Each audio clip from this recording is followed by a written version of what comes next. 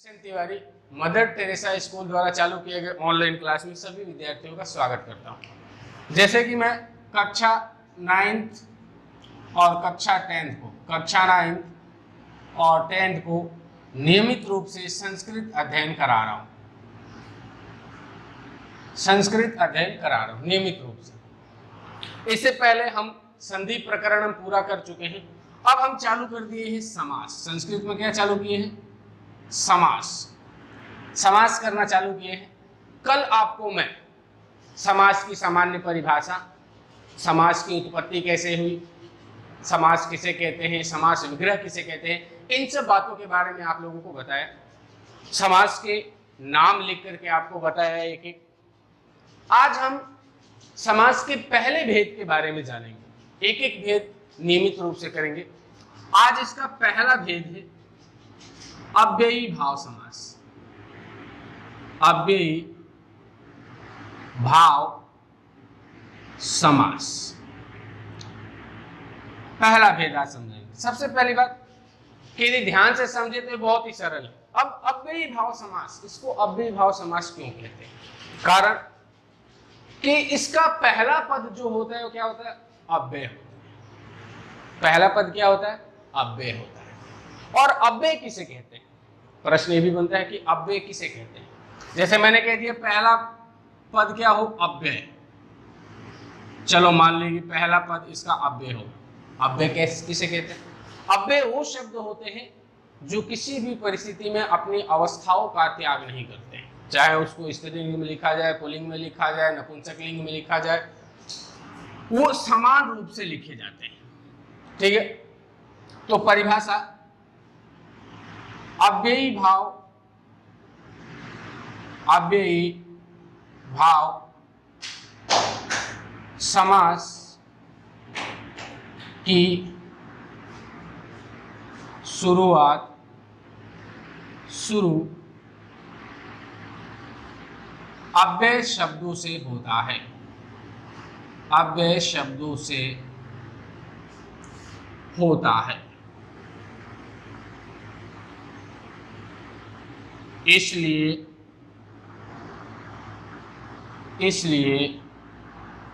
इसे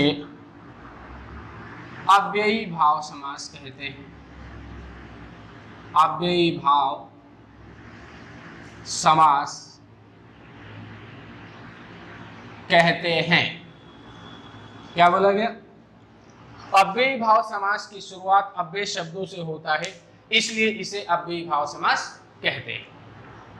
अब चूंकि अव्यय बहुत ज्यादा है, लेकिन हमारे कोर्स में जो अव्यय चलते हैं उनके बारे में ही हम बात करेंगे। जैसे एक एक अव्यय का मैं नाम लिख करके बताता हूं। एक अव्यय चलता है अनु, एक अव्यय चलता है उप, एक अव्यय चलता है नीर,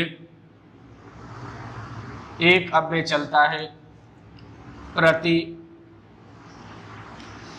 एक अव्यय चलता है यथा और एक स। हमारे 9th और 10th क्लास की कोर्स में ये 6 प्रकार के अव्यय चलते हैं। अनु, उप, निर, प्रति, यथा, स। 6 अव्ययों के ऊपर आधारित हमारे कोर्स में उदाहरण पूछे जाते हैं। तो हम इन 6 अव्ययों का अनुसरण करेंगे। पहली बात कि हम ये 6 अव्यय लाइन से लिख लिए। आपको एक एक अव्यय यहाँ पे मैं लिख करके बता दिया। ठीक है, कि ये 6 अव्यय, इन 6 अव्ययों के नाम आपको एकदम से कंठस्थीकरण हो जाना चाहिए, याद होना चाहिए, पहला काम। उसके बाद इन अव्ययों का अर्थ क्या होता है, इन अव्ययों का अर्थ क्या होता है ये भी जानना जरूरी है। तो एक एक अव्ययों का मैं अर्थ आप लोगों को अब बताऊंगा।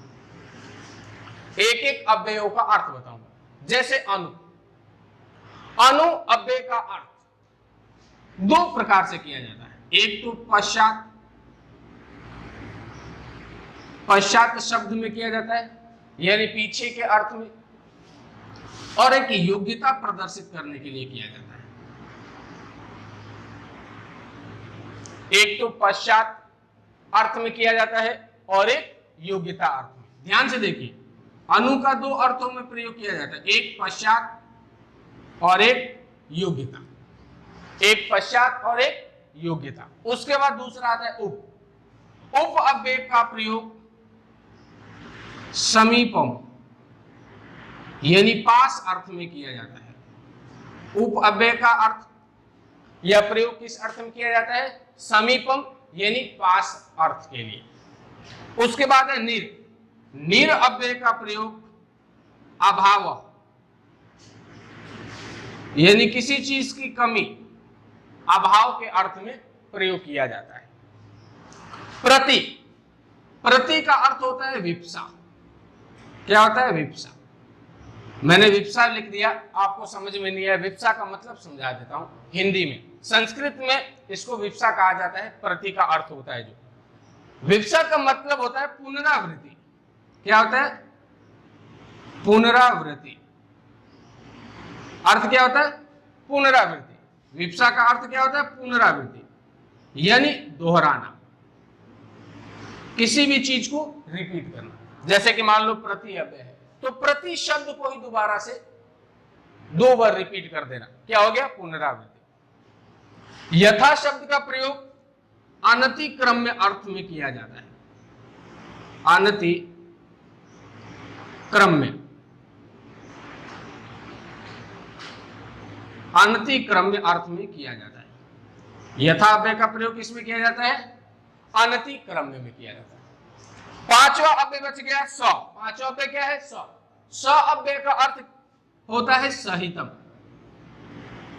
श अव्यय का अर्थ होता है सहितम यानी सहितम अर्थ में इसका प्रयोग किया जाता है। तो पहले मैं आपको हमारे कोर्स में जो अव्यय चलते हैं 6, वो 6 अव्यय लिखा दिए, अनु, उप, निर, प्रति, यथा, स। उसके बाद इस साइड में मैं आपको इन अव्ययों का अर्थ बता दिया। क्या बताया? इन अव्ययों का अर्थ, कि किस अर्थ में इनका प्रयोग किया जाता है।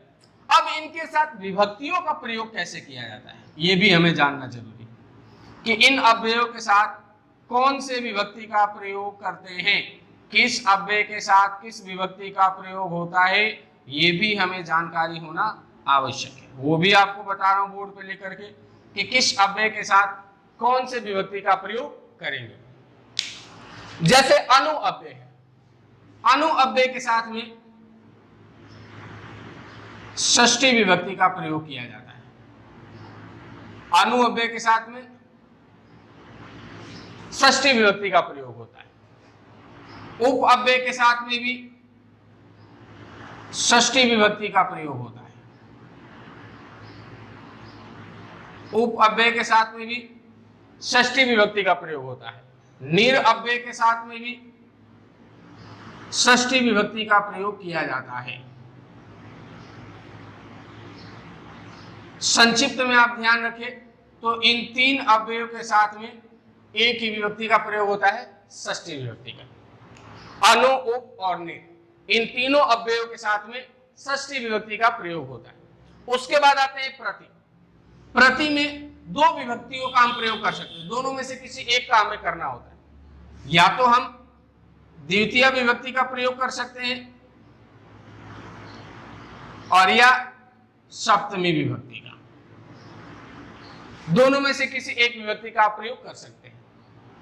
प्रति अव्यय के साथ में द्वितीय विभक्ति या सप्तमी विभक्ति का प्रयोग किया जा सकता है। उसके बाद में है यथा।